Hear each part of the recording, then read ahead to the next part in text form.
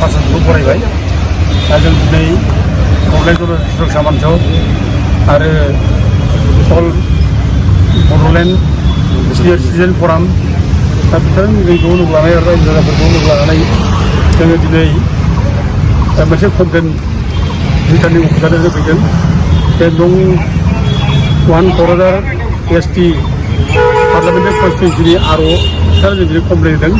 कमप्लेना जाहैबाय मैया 16 तारिखखालि सासे ट्राइबेल नङै नन ट्राइबेल मानसिया सासे राजबंसि मानसिया ST सार्टिफिकेट लानानै गावनि केन्डिडेटनि नमिनेसन पेपारखौ होदों। दा बेनो जाहैबाय पृथ्वीराज नारायण देब। पृथ्वीराज नारायण देबआ बर' कसारि नङा, बे मेस नङा। दा बिनि गासिबो रेकर्डआव जोङो लाजोब्बाय बिनि स्कुल रेकर्ड जायनाखि दं डन बस्क'आव फरायनाय बे डन बस्क' स्कुल फरायनायाव बिनि टाइटेला मेस नङा, बिनि बिफायाबो मेस नङा। बे स्कुलनि रेकर्ड बादिबा बिनि बिफाया प्रदीप नारायण देब ओमफ्राय बिमाया सम्भबता राय। दा बेयो खुनु बर'जों सोमोन्दो गैया। आरो लोगोसे माबानि बिफानि जायनाखि प्रदीप नारायण देबनि जायनाखि सार्भिस रेकर्ड बे सार्भिस रेकर्डखौ जोङो माबानिफ्राय अफिसनिफ्राय पाब्लिक हेल्थ इन्जिनियारिं बे अफिसनिफ्राय जोङो बख'नानै लाना फैदों। दा बेयावबो बिनि बिफाखौ प्रदीप नारायण देब लिरनाय दङ आरो प्रदीप नारायण देबनि बिफानि नामा माने मनरन्जन नारायण देब। दा गथे पृथ्वीराज नारायण देबनि बिफाबो नारायण देब आरो बिब'आबो नारायण देब। दा गथे बेहा खुनु माने मेस होननाय डकुमेन्ट्स गैया, मेस होननाय खुनु जेराव लिरनाय गैया। बिनि स्कुल जायनाखि एडमिट कार्ड बेयावबो गैया। ओमफ्राय बिफानि जायनाखि सार्भिस रेकर्ड बेयावबो गैया। ओमफ्राय लोगोसे जायनाखि दिनै हानि लेगिस्लेटार हानि रेकर्ड जायनाखि जमाबन्दी बे जमाबन्दी दाग नम्बर 526 ओमफ्राय बिनि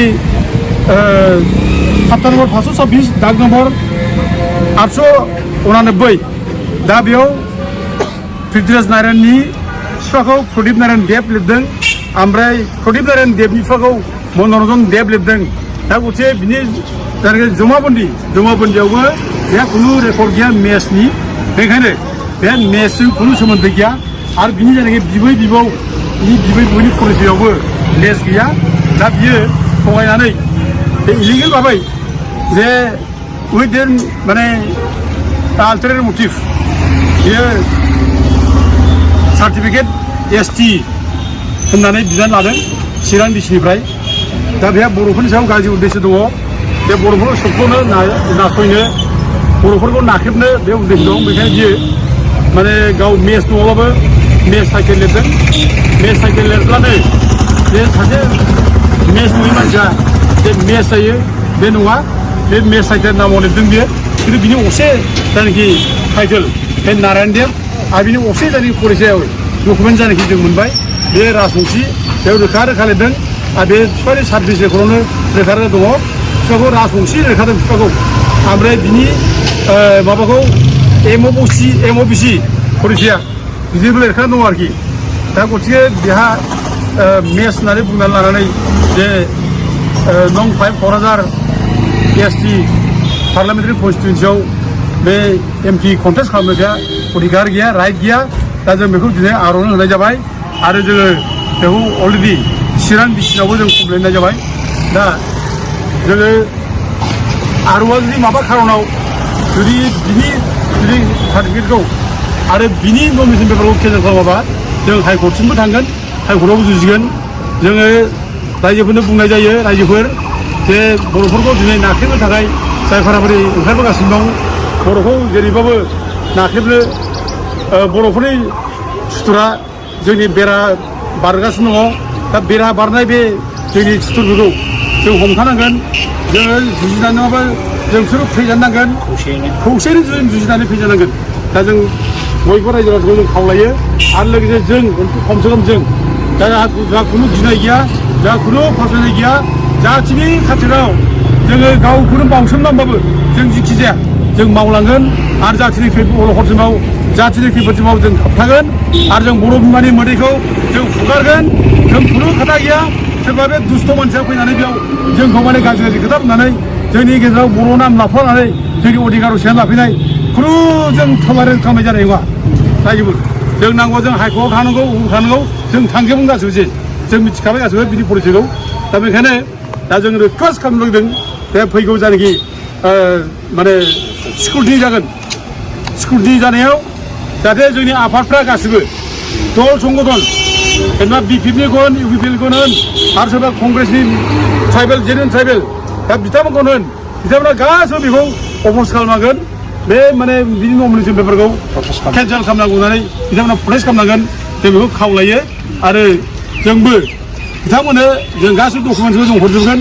जेरावबो रानना होजोबगोन दा जोंना आसा बेनो जे बर'फ्रा बयबो सिरि मोनगोन जिखि पार्टियाव थाया मानो जिखि हान्जायाव थाया मानो जोंनि हान्जाया देरसिन नङा जोंनि राजखान्थि हान्जाया जोंनि थाखाय देरसिन नङा जाथिया देरसिन आरो जाथिखौ बासायनो थाखाय जों बयबो जाथिनि इस्युआव नांथाबनांगोन जाथिनि समाजाव नांनांगोन ओंखायनो बयखौबो नैबे जायनाखि इलेक्सन फैगौ माबायाव जाय केन्डिडेट जादों ट्राइबेलनि मानसि बेखौ जाहाथे होबथायो आं बेखौ खावलायो आरो रायजोफोरखौ आं बयबो खावलायो रायजोफोर बयबो जोङो गोरायै थांनानै थानांगोन रायजोफोर गुग्रुबनानै थांनानै थानो नाङा सोरबा राजनिथि हान्जाखौ गिनानै राजनिथि हान्जानि माबा मोनसे बुंनायाव जोङो नंगौ साननानै जों सैथोखौ जों गोबानानै जों लानांगोन सैथोखौ जों बावनो नाङा जों बिसोरखौ जों गिनानै जोङो माने नंखाय खोथा बुंनाय नङै माने आश्रय लानाय जों खुनु दिन जानो नाङा रायजोफोर इलेक्सना फैगोन थांगोन जाथिया थांना थानांगोन जाथिखौ फोथांनो थाखाय जों बयबो गाबथारनांगोन दिनै जोंखौ जोंनि नेताफ्रा जोंनि राजनिथि हान्जाफ्रा माने स्किमनि खोथा बुंनानै सिगिदों स्किम जोंनि पार्टियाव हाबाब्ला स्किम मोना बायदिसिना मोना होनना बुंनाय जों नुगासिनो दङ खिन्थु स्किम मोननाय मोनैया बे सोरनिबा राजनिथि हान्जा नङा रायजोफोर बे सरकारनिसो जोंनि थाखा जोंनि फैसाखौसो सरकारा दिनै जोंनो रानना हरदों जोंनि बानलु बायनाय संख्रि बायनाय थाव